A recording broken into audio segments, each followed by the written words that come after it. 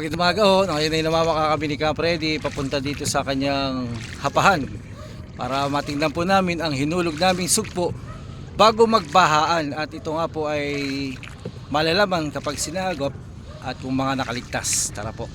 Ito nga ho pala yung hapahan ni Kapredi. Tingnan po natin kung may natira at nabuhay na sugpo.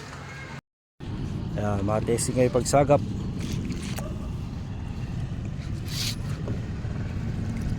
Ayun, may nakukuha. Ayan, nakaligtas naman po pala nung panahon ng baha. Marami. Isa pa. Ayun. Pwede maganda pal eh. Maganda yun. Ang sagap. Oh, ayun, may nakuha ulit. Ayan, ang sugpo ni Kapredi. Nakalusot po sa baha. Thank you Lord at nakalusot. Sana po pagdire-diretso to hanggang sa paghuli o pag-harvest. Kapal-kapal nung lumiliwanag. Maganda yung sagap ayun, no? Ganda yung sagap.